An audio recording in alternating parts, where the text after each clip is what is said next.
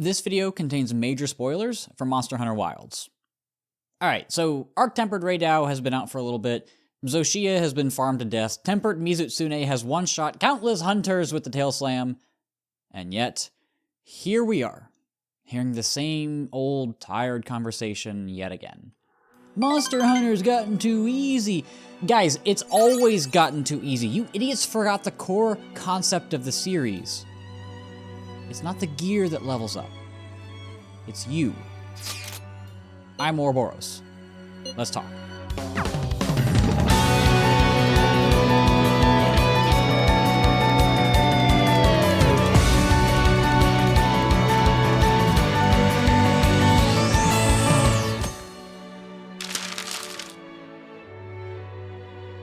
I'm really tired of seeing this conversation play out every installment. Oh, World was too easy, then Rise was too easy, now Wild is too easy. Oh my god, relax with the complaints. For one, we're still in high rank. I think we fall into the trap of comparing base game high rank monsters to the last few master rank monsters from the previous game. Of course, there's going to be a drop in difficulty when you compare Iceborne Fatalis to Narwa, or when you compare Primordial Malzeno to Arkveld. Those fights aren't even close to being similar. But there's one thing that everybody always seems to conveniently forget when talking about Monster Hunter's supposed difficulty problem.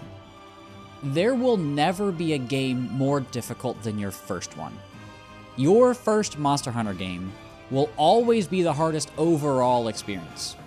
That's not to say that there won't be more difficult moments in future games, but you will never struggle more than when you are first trying to understand the core mechanics of the series. There are so many things that you have to come to terms with when you first pick up these games. Weapons, sharpness, elemental affinities, combos, gear skills, eating before hunts, different items that you can use mid-hunt, monster attack patterns.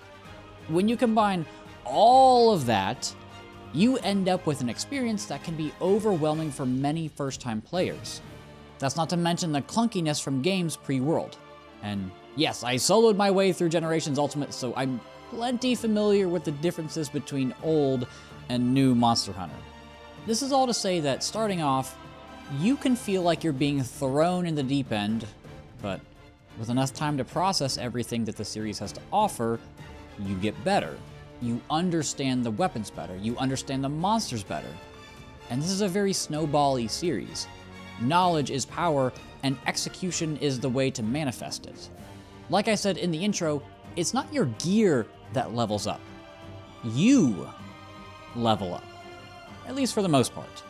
This isn't like a traditional RPG where you can get stronger by beating up on a wimpy level 5 trash enemy. No, you have to hunt and get out of your comfort zone. And I think we forget that we all struggled with random monsters in our first game. Everybody can remember getting charged at over and over by a Rathian. But now, Rathian is a breeze for most of us. It's kind of my go-to punching bag.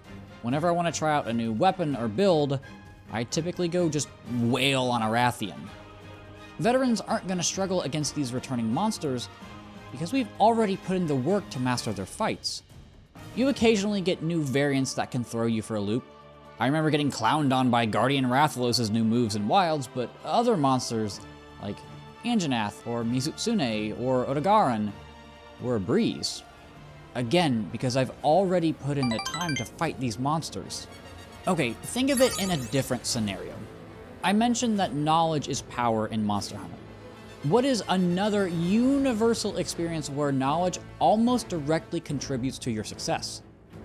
School. Let's throw you in a math class where you've already learned 50% of the material. Are you going to cruise to a good grade? Yeah, probably, because you're already familiar with everything that's being taught. What about if someone else is trying to learn everything from scratch? They may do as well as you, they may even do better, but they will most likely have to work harder than you in order to learn everything. That is why Monster Hunter continues to get easier and easier for returning players. You already know some of the fights. You already know the tells of tail swipes and fireballs and charges. You know how Capcom communicates that to the player. But some people don't.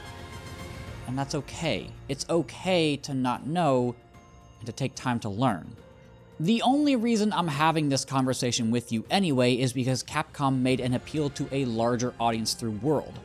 I'd played Tri in the past but was unable to really gel with the series.